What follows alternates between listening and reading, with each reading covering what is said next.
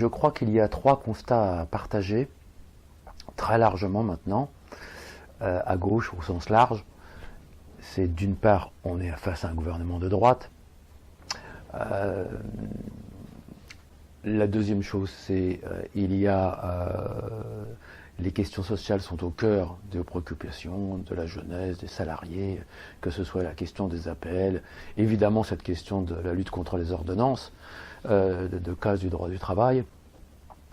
Et puis, un troisième constat, qu'il faut trouver les moyens de dégager une alternative qui soit majoritaire, ce qu'on n'a pas réussi à faire jusqu'ici. Alors c'est les 3 constats à partir desquels on s'est dit il faut lancer une initiative, d'où l'idée de cet appel à travailler ensemble à la fois pour se battre contre les menaces qui pèsent sur le monde du travail, plus généralement sur toutes les questions qui ont été posées au moment de la présidentielle, la solidarité avec les migrants, les questions de l'avenir de notre planète.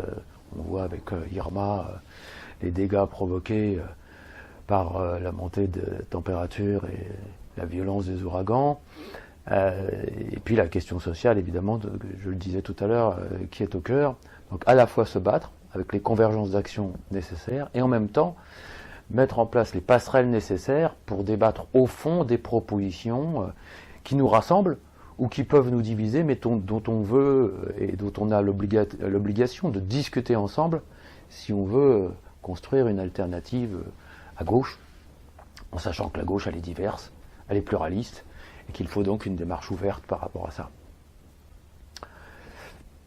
Alors comment ?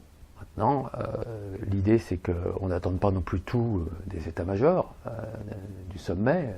Là, il y a un appel qui est national, qui va se développer, mais il faut aussi que sur le terrain, chacun s'engage en construisant des collectifs unitaires, avec des syndicalistes, avec des chercheurs, avec des sans-partis, pas des cartels d'organisation où on additionne les logos, mais des bonnes volontés, des gens d'associations, etc., de façon à mettre en place les actions qui sont nécessaires, populariser les propositions qui sont en débat depuis longtemps et qui sont en général partagées.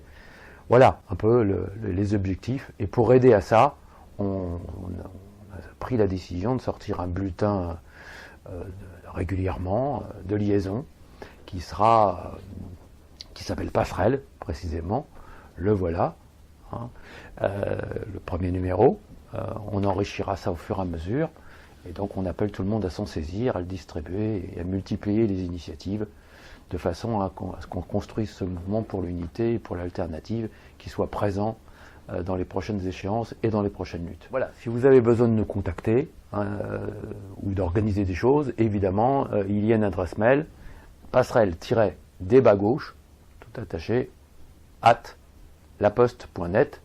Vous pouvez nous contacter par ce biais-là. Vous pouvez nous demander des bulletins, on peut vous les envoyer sous format électronique, évidemment, en messagerie, et vous pouvez ensuite les reproduire, le faire circuler, soit par messagerie, soit directement en le faisant imprimer. C'est pas forcément des coûts énormes.